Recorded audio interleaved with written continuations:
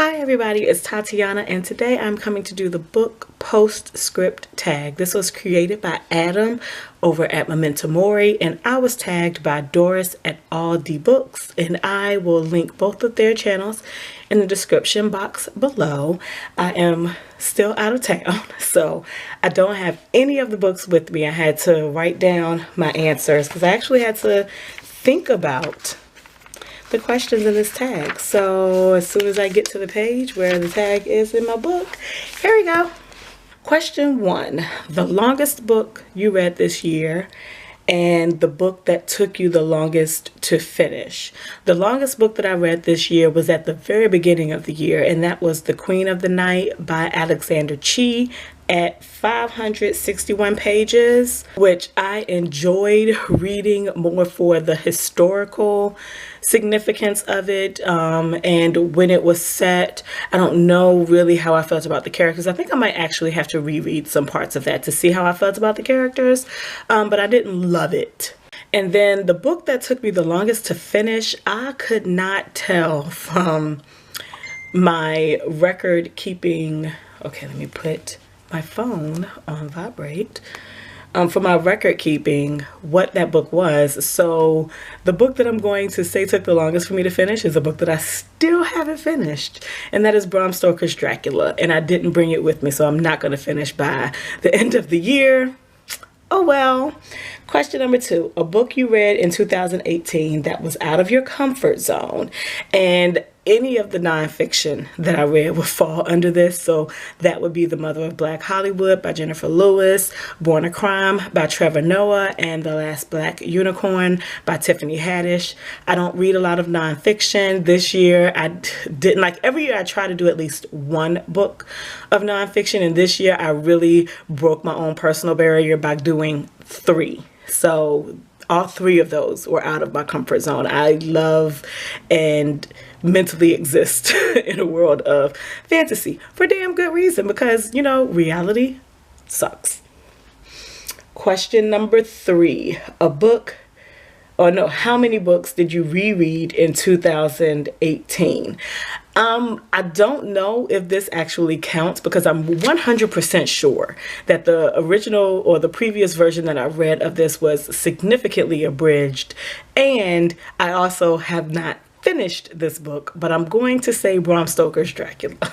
That's the only book that I picked up this year that I have already read. I don't reread often, and when I do choose to reread, it is really something that has a significance to me, like when I reread Kindred, or I want to reread the Xenogenesis trilogy by Octavia Butler. Those have significance to me because they're by Octavia Butler, but also, you know, they're important books to my own awakening, mentally and emotionally. But yeah, the only book that I have picked up that I've read before was Dracula, and again, the first version that I read of that was significantly abridged. So I'm not 100% sure that that counts, but that's the only book that I have that would fit this question.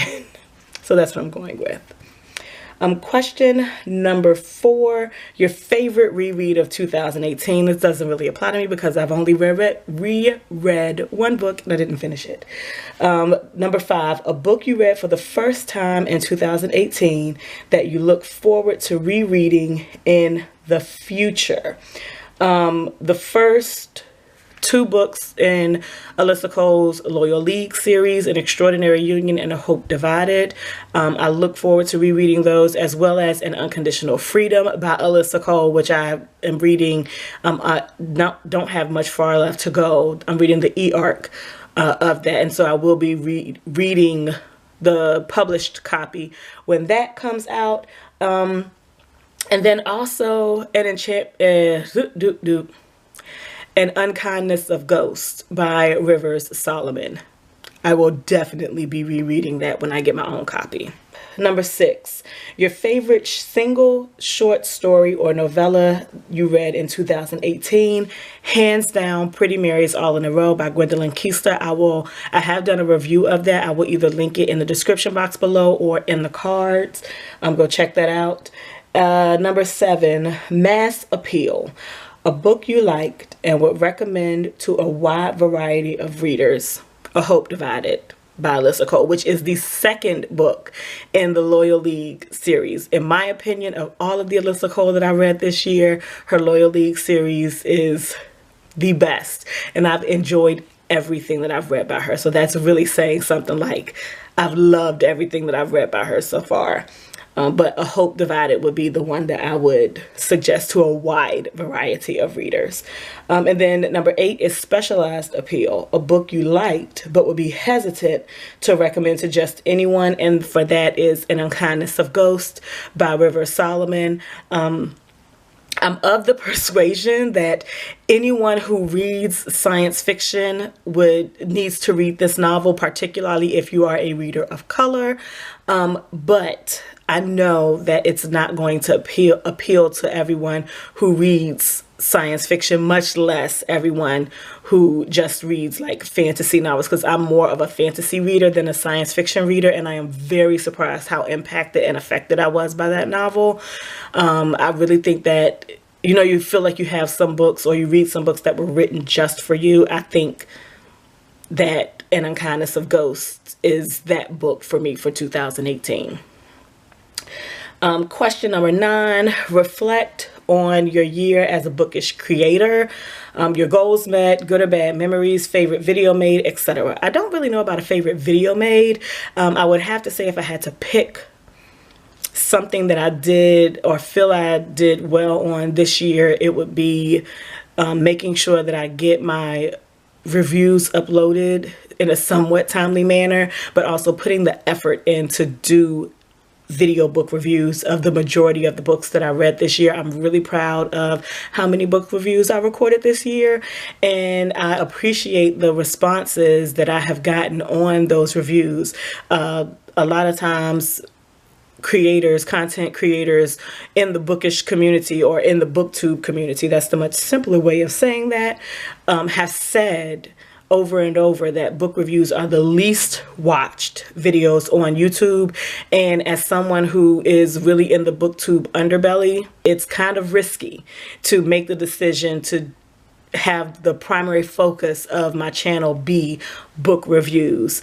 And I did that not necessarily concerned about the risk to viewership on my channel, but more so wanting to set a personal goal for myself, because I really joined BookTube to be able to talk about books with other people who like to read books that I read, or even those who don't like to read books that I read but are open to talking about the books that I read, because I really don't have that in my own personal community.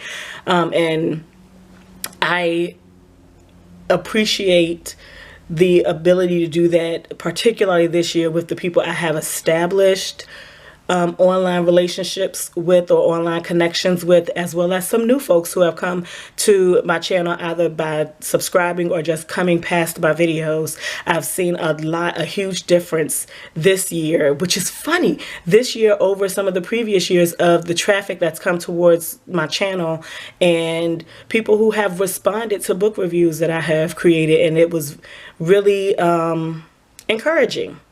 So anyway, that was a very long answer. Question number 10, or point number 10, tag some fellow bookish creators.